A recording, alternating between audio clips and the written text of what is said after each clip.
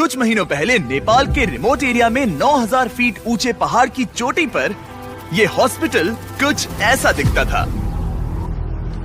इतनी दूर रहने की वजह से इस कम्युनिटी में बिजली नहीं है, मतलब स्थानीय डॉक्टर्स अच्छे मेडिकल इक्विपमेंट तक नहीं पहुंच पाते और अक्सर उन्हें सिर्फ टॉर्च और बहुत ही बेसिक टूल्स का इस्तेमाल करके अंधेरे में सर्जरीज और कॉम्प्लेक्स मेडिकल प्रोसीजर्स परफॉर्म करनी पड़ती हैं। बेहतर देखभाल की जरूरत पड़ने पर एक बेहतर मेडिकल फैसिलिटी तक पहुंचने में घंटों लग सकते हैं। इन प्रॉब्लम्स की वजह से कई मौत और मिसकैरेजेस भी हुए हैं। तो हमारे long term partners give power, जिनके साथ हम अपने पिछले 3 फिलैंथ्रोपी वीडियोस में काम कर चुके हैं, उन्होंने डैन और डैरेन को इस समस्या का हल ढूंढने में मदद करने के लिए खोलोग्विन की यात्रा पर चलने को कहा, जहां उनका धूमधाम से स्वागत किया गया पृथ्वी पर सबसे खूबसूरत जगहों में से एक में।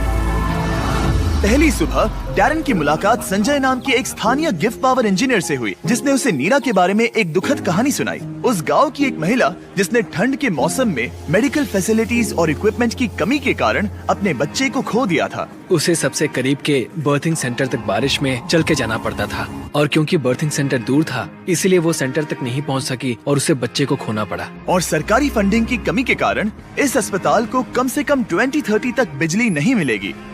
अगर अस्पताल अच्छी बर्थिंग फैसिलिटी के साथ चालू होता तो फिर मामला पूरी तरह से अलग होता। डैरेन जानते थे कि हमें जल्दी कुछ करना होगा ताकि ऐसा दोबारा ना हो, तो वो मेलिसा से भी मिले, ग्रीन प्रोग्राम की फाउंडर, जो इस विशाल प्रोजेक्ट को पूरा करने में मदद करने के लिए ढेर सारे स्टूडेंट्स और वॉलंटियर्स को लेकर आई।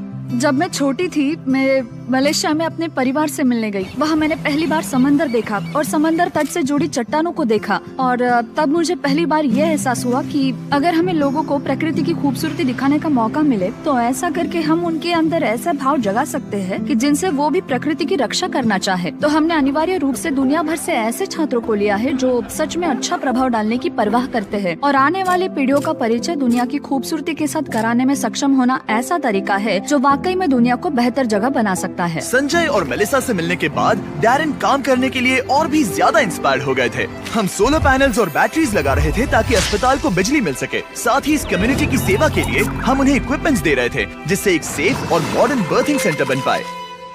ठीक है, हम पहले दिन के लिए तैयार हैं। 3, 2, 1 टीम काम पर लगने के लिए